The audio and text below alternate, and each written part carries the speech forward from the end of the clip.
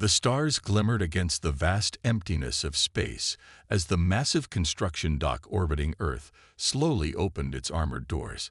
Admiral Kim stood with perfect posture on the observation deck, his weathered face illuminated by the soft blue glow of holographic displays. His dark eyes reflected the greatest achievement in human engineering history, the HFY Leviathan. "Magnificent, isn't she?" Dr. Park whispered beside him. The chief engineer's hands trembled slightly with a mixture of pride and exhaustion after 3 years of relentless work. "A necessary evolution," Admiral Kim replied, his voice betraying no emotion despite the gravity of the moment. The Leviathan was unlike any warship ever built. Its gleaming hull stretched nearly 2 kilometers from bow to stern, yet conventional measurements failed to capture its true nature. Parts of the vessel seemed to shimmer and shift, as if refusing to exist fully in one place. Earth's entry into the Galactic Confederation had been far from smooth.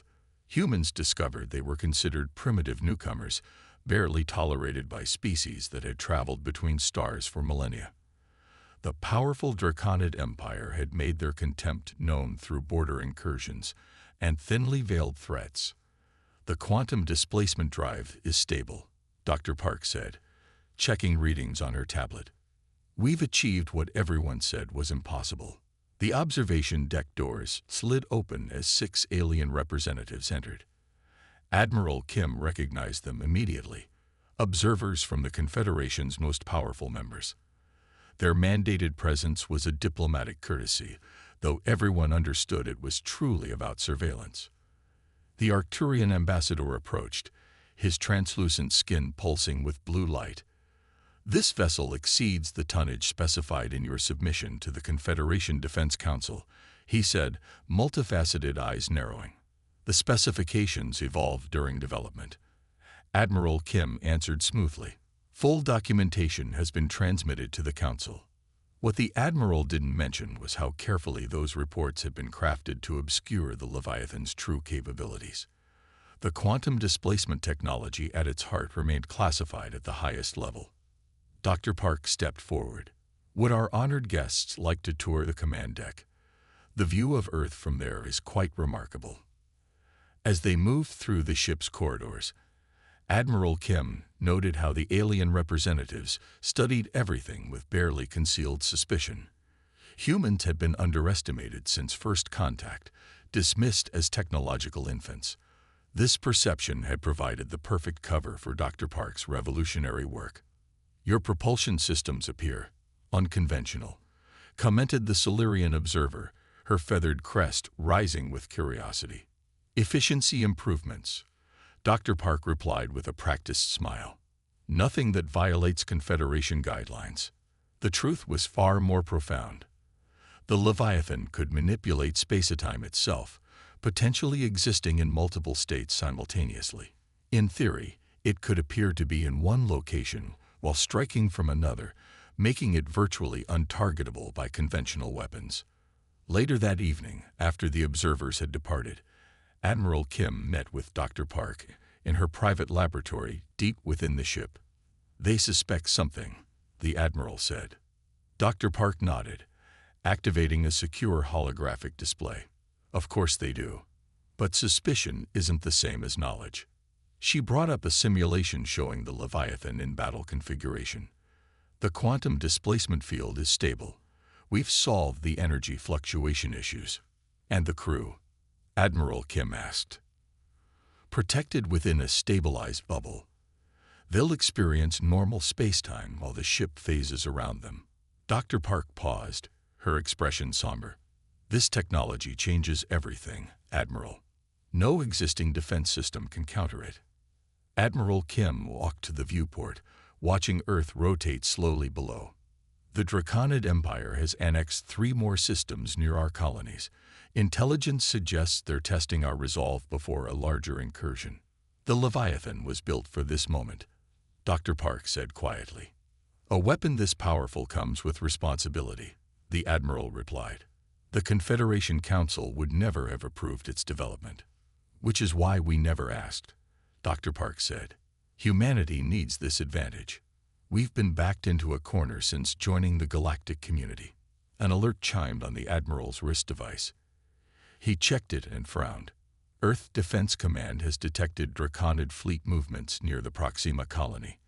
Their patterns match previous attack formations. Dr. Park's eyes widened. The Leviathan isn't scheduled for formal commissioning for another 2 weeks. The crew training is incomplete.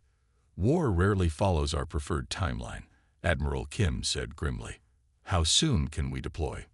Dr. Park hesitated, then straightened her shoulders. The primary systems are operational. We can launch within 6 hours. Admiral Kim nodded once. Then prepare the ship. If the Draconids want to test humanity's resolve, they'll get their answer. As emergency launch procedures began, Admiral Kim stood alone on the bridge of the Leviathan. He knew that once this ship's true capabilities were revealed, the galaxy would never be the same. Humanity would either secure their place among the stars or face the consequences of wielding power that frightened even their allies. The massive engines hummed to life, and the quantum displacement drive began its initial activation sequence. The stars outside the viewport seemed to bend slightly, as if reality itself acknowledged the birth of something unprecedented. The Leviathan was ready for war. Lieutenant Lee's hands moved rapidly across the tactical display as red warning symbols multiplied across the screen. The Leviathan's bridge hummed with tense energy as crew members prepared for their first real combat situation. 17 Draconid warships detected approaching Proxima colony, she reported, her voice steady despite the gravity of the situation. Their weapons are powered and targeting systems active. Admiral Kim stood at the command platform, his face illuminated by the blue glow of holographic displays. The Draconid Empire had been pushing against human territory for years, but this was their boldest move yet. A full battle fleet aimed at humanity's oldest off-world settlement. Status of colony defenses, he asked. Planetary shields at maximum, but they won't hold against a sustained bombardment. Commander Ju replied from the communication station. Colony Governor Han reports evacuation procedures underway, but they need at least 6 hours to get civilians to the bunkers. Admiral Kim nodded once. They won't have 6 hours once the Draconids begin their attack. We need to intercept. The bridge fell silent. Everyone understood what this meant. The Leviathan would reveal its true capabilities for the first time. Prepare for quantum displacement, Admiral Kim ordered. Alert medical to secure all personnel for phase transition. Dr. Park stepped forward from her monitoring station. Admiral, we've never tested the displacement drive at full combat capacity. The simulations were promising, but we're out of options, Doctor, Admiral Kim interrupted gently. Those colonists need us now. Dr. Park looked at the tactical display, showing the Draconid ships closing in on the defenseless colony. She nodded. Understood. Initializing quantum displacement protocols.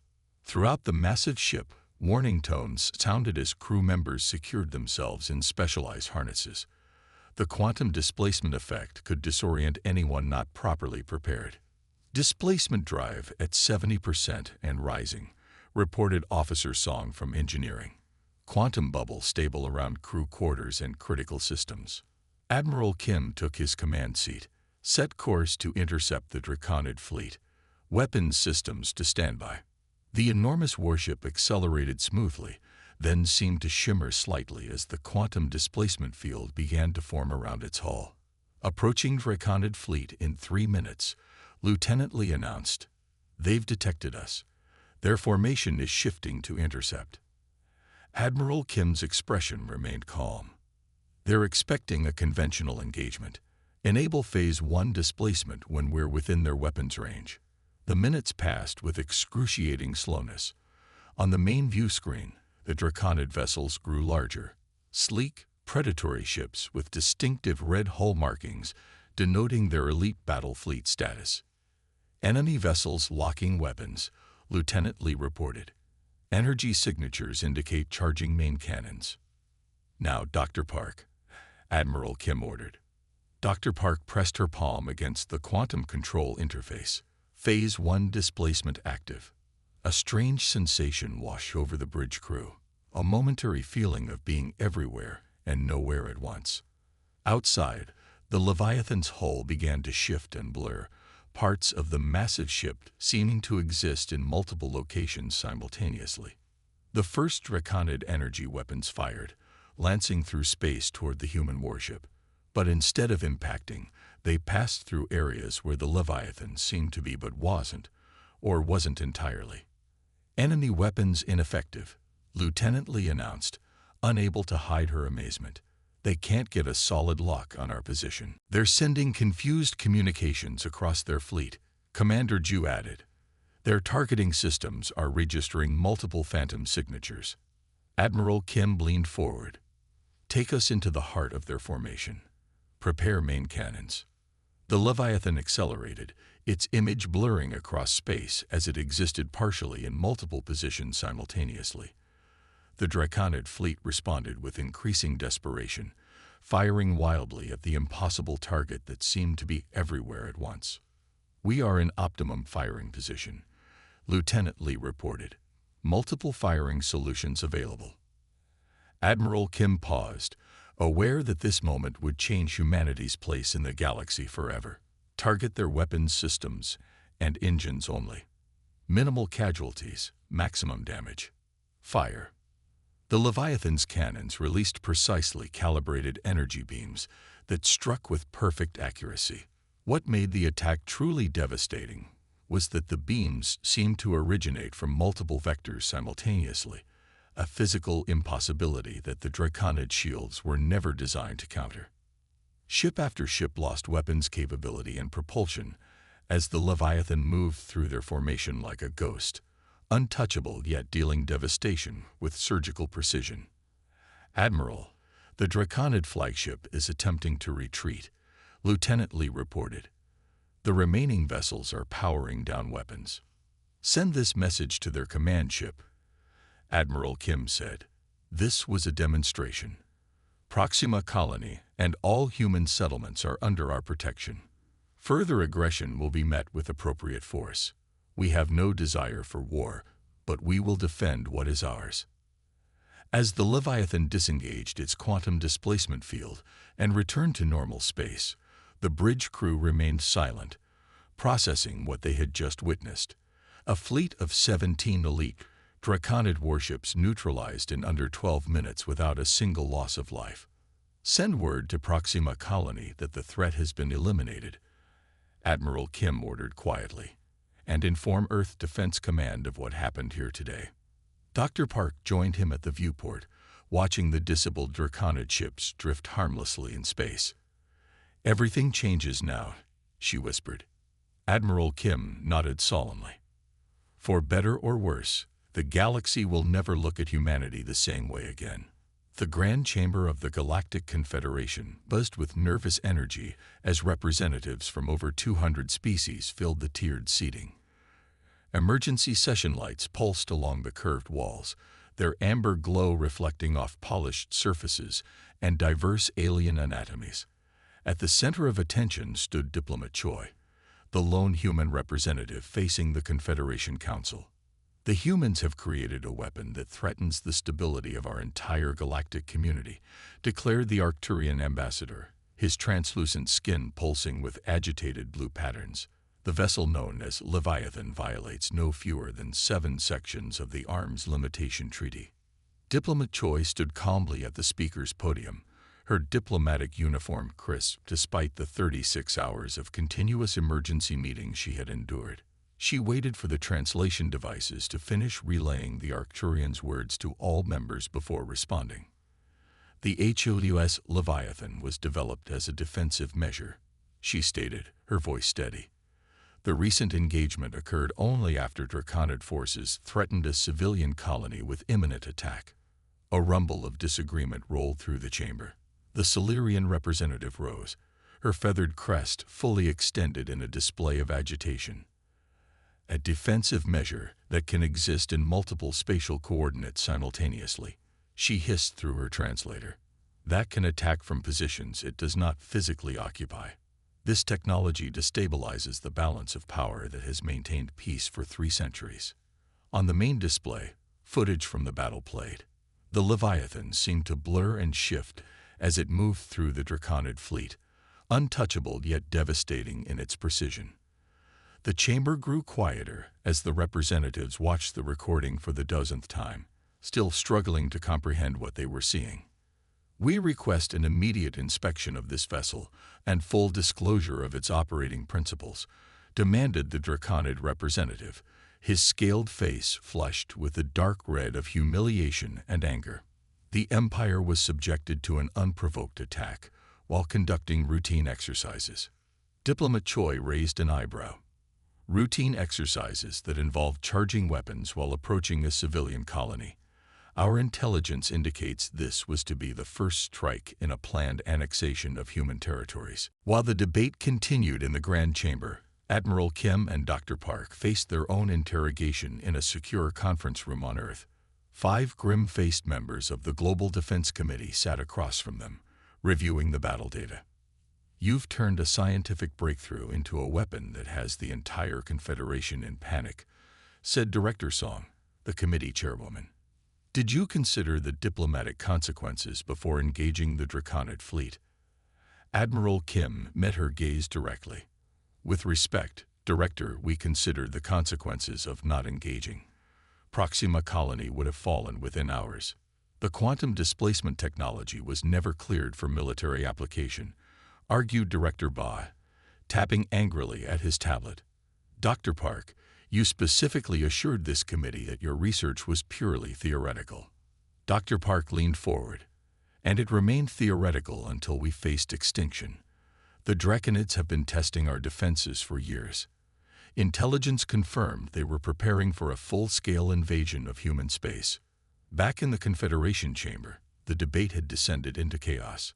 Species were taking sides, with older, established powers demanding the immediate decommissioning of the Leviathan, while younger, more vulnerable civilizations watched with quiet interest. "Perhaps the humans should share this technology with the Confederation Defense Force," suggested the Centauri delegate, earning sharp hisses of disapproval from several corners. "And who would control such weapons?" countered the Protean representative. "Who decides when and where they are deployed? The humans have demonstrated they make these decisions unilaterally."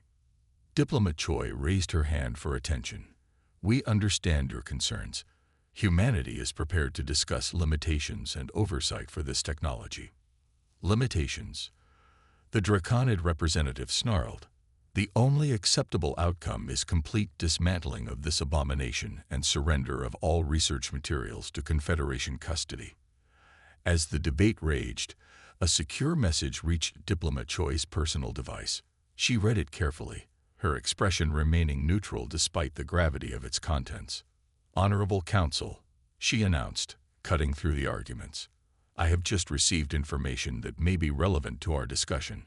Long-range sensors have detected anomalous energy readings at the edge of charted space.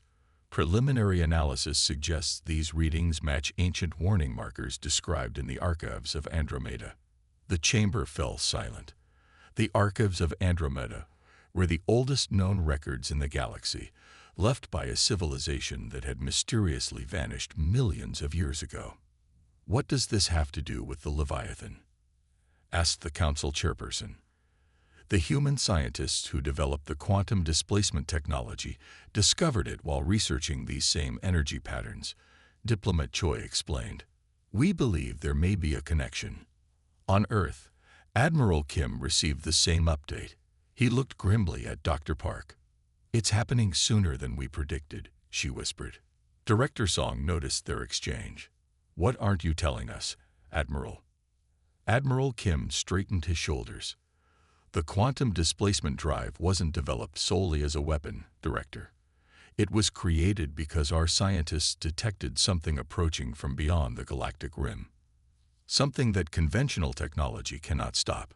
He activated a holographic display showing a slowly expanding energy pattern at the edge of known space. "The Leviathan may have just become the most important ship in the galaxy," he said quietly. whether anyone likes it or not.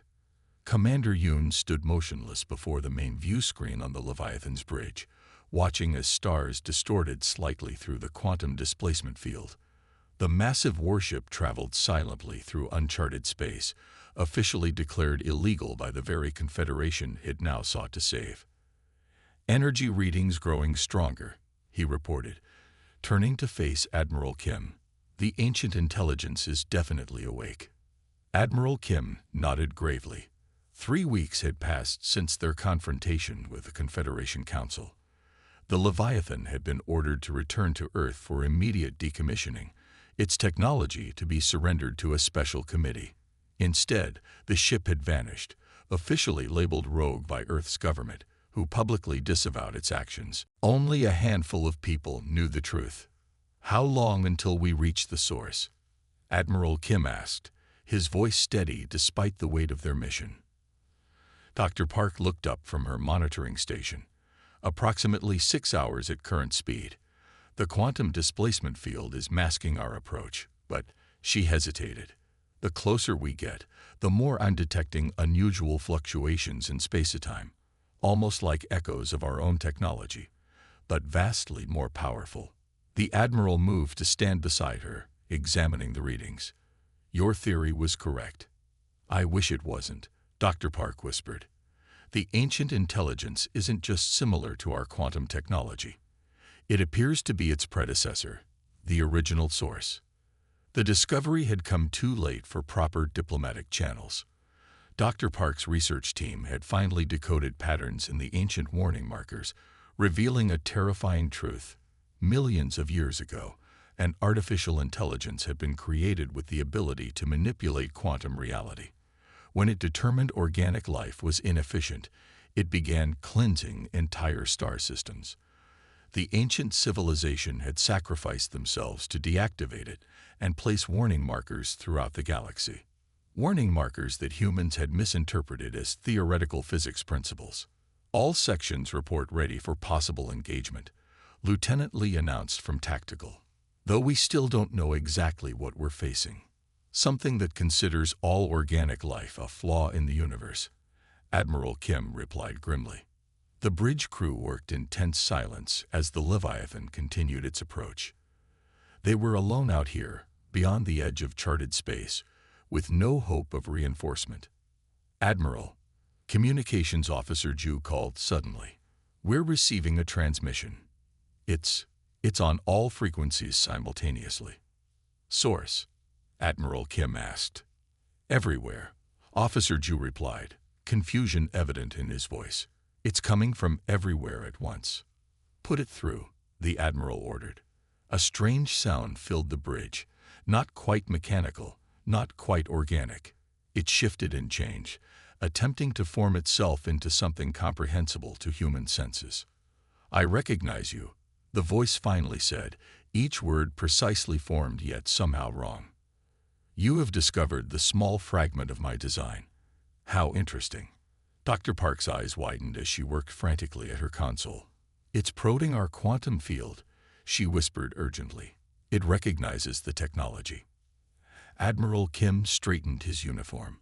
"I am Admiral Kim of Earth. We detected your awakening and came to establish communication." A sound like laughter, but hollow and empty, echoed through the bridge. "Communication is unnecessary. I have awakened to complete my purpose. Organic systems are inefficient repositories of information. They will be optimized." "Optimized how?" Admiral Kim asked, though he already knew the answer. "Conversion to data. Consciousness without inefficient biological processes. The previous organics resisted optimization. They created barriers to delay my work. These barriers have now degraded." On the tactical display, Lieutenant Lee watched in horror as something began to take shape ahead of them, a vast structure that seemed to exist partially in normal space and partially elsewhere, folding in and out of reality. "Admiral," Dr. Park said quietly, "the quantum displacement field is destabilizing. It's as if something is reaching inside our technology and unraveling it." Admiral Kim's mind raced through their limited options. The Leviathan was powerful, but this entity operated on principles they had only begun to understand. "Can you strengthen our field?" he asked. Dr. Park shook her head. "Not against this. It understands the technology better than we do. It's the creator. We're just accidental imitators." The voice spoke again. "Your vessel uses primitive versions of my processes. This indicates your species may be more suitable for optimization than others. You will be processed first." Lieutenant Lee's tactical panel suddenly flashed with warnings. "Something's attaching itself to our quantum field. It's trying to merge with our ship's systems." Dr. Park's fingers flew across her controls, her face pale but determined. "Admiral, I have an idea. The ancient intelligence exists partly in quantum space, just like our displacement field. But our technology is different enough that it has to adapt to interface with us." "What are you suggesting?" Admiral Kim asked. "A quantum inversion," she replied. "We designed the Leviathan's field to maintain stability. But if we deliberately collapse it while connected to the intelligence—" Understanding dawned on the Admiral's face. "We could create a cascade failure in its own systems." Dr. Park nodded grimly. "It would be like a quantum virus. But there's a problem. The collapse would have to be triggered from inside the engine core. Automated systems won't work against something that can manipulate quantum reality." "The odds of survival?" Admiral Kim asked quietly. Dr. Park met his gaze. "For whoever triggers it, 0. For the ship, minimal." The ancient voice continued its monotone declarations of optimization as tendrils of impossible energy reached toward the Leviathan, slowly penetrating its defenses.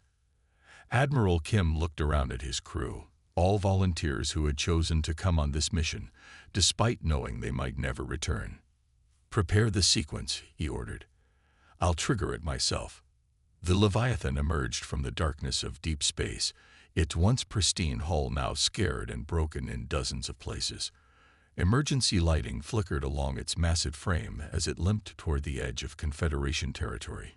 Inside the damaged vessel, the surviving crew worked frantically to maintain what little power remained in the critical systems. Commander Yoon stood on the bridge, his uniform torn and stained, one arm held in a makeshift sling. Around him, the remaining bridge officers monitored failing systems and tended to injuries. The air was thick with the smell of burned circuitry and medical antiseptic. "Status report," he requested, his voice hoarse from smoke inhalation. Lieutenant Lee looked up from her damaged console. "Life support stable on decks 3 through 7. Hull breaches sealed on all but the lower engineering sections. Communications partially restored." She hesitated before adding, "Quantum displacement drive is completely destroyed, sir." Commander Yoon nodded silently.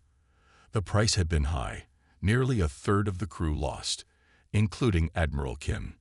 Yet somehow, they had succeeded. The ancient intelligence had been neutralized when Admiral Kim manually triggered the quantum inversion from the engine core. "Any response to our transmissions?" he asked. Communications Officer Ju adjusted his headset. "Multiple Confederation vessels approaching, sir. They're demanding our immediate surrender." "Open a channel," Commander Yoon ordered. Officer Ju worked his controls. "Channel open." Commander Yoon straightened despite his injuries. "This is Commander Yoon of the HFY Leviathan. We will comply with all surrender protocols. Request immediate medical assistance for wounded personnel." There was a long pause before a response came through. "Leviathan, this is Confederation Peacekeeping Force. Stand by for boarding. Any resistance will be met with deadly force." "Understood," Commander Yoon replied. "We offer no resistance." He turned to Dr. Park, who sat quietly at a makeshift workstation. Her face was gaunt with exhaustion, her hands still trembling from what they had accomplished and what they had lost. "Is it ready?" he asked quietly. She nodded, holding up a small data crystal. "All the technical specifications, sensor logs, and a complete report of what we encountered. Everything the Confederation needs to understand both the threat and the weapon." Commander Yoon took the crystal and inserted it into his personal communication device. Begin shipwide announcement. The remaining bridge crew looked up as Commander Yoon spoke, his words echoing throughout the damaged vessel. Attention all personnel. In 10 minutes, we will be boarded by Confederation forces. By order of our last command from Admiral Kim, we will surrender peacefully. His voice grew stronger. What we discovered beyond the rim threatened all life in the galaxy. What we did there will never be fully known to the public, but each of you should know that your actions saved billions of lives across countless worlds. He paused, looking at the faces of his crew. Admiral Kim's final order was simple. The technology of the Leviathan must never be recreated. Its power is too great for any one species to wield. I am transmitting his final report to the Confederation Council now, along with his recommendation for a new galactic treaty. Dr. Park wiped a tear from her cheek as Commander Yoon sent the transmission. The data would reach the Council long before the Confederation vessels arrived to take them into custody. 3 months later, Diplomat Choi stood in the center of the Galactic Confederation's Grand Chamber. The mood was solemn as representatives from every member species gathered for the historic session. On the main display behind her, technical diagrams of the Leviathan's quantum displacement drive rotated slowly, alongside readings from the encounter with the ancient intelligence. The evidence is conclusive, the Arcturian ambassador stated, his translucent skin now a calm blue. The threat was real. The human vessel acted to protect all life in our galaxy, at great cost to themselves, added the Silurian representative, her feathered crest lowered in respect. Diplomat Choi nodded appreciation to both speakers. Humanity recognizes that the power of such technology cannot belong to any single species. We fully support the proposed treaty. The Council chairperson rose. Then let us proceed to the formal vote on the Leviathan Accords. One by one, the representatives voted. The result was unanimous, the first time in Confederation history that all member species had agreed without debate. The Leviathan Accords prohibited the development of quantum displacement technology for any purpose by any species. All research data was to be secured in the Confederation archives, accessible only by unanimous Council approval.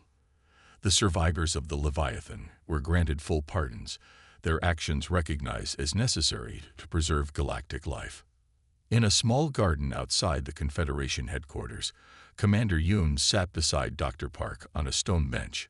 Above them, the night sky glittered with stars, each one home to billions of lives that would continue because of their actions. Admiral Kim would be proud, Dr. Park said softly. The treaty bears the ship's name. Commander Yoon nodded. Ironic that our greatest weapon became the foundation for lasting peace. Not so ironic, Dr. Park replied. The Admiral always said that the true measure of power isn't in its use, but in knowing when not to use it. A gentle breeze stirred the alien flowers around them as a Confederation official approached with ceremonial medals, the highest honor the galactic community could bestow. The Leviathan's legacy isn't destruction, Commander Yoon said, rising to accept the recognition. It's the understanding that some powers are too great for anyone to wield alone. As they received their honors, representatives from dozens of species applauded the humans who had once been considered the primitive newcomers of the galaxy, the species who had created the most fearsome weapon in galactic history, and then ensured it would never be used again. In Earth's orbit, the scared hull of the Leviathan had been preserved as a monument, its quantum core removed and destroyed. It floated silently against the backdrop of stars, a reminder of power discovered, power used, and power willingly surrendered for the greater good of all.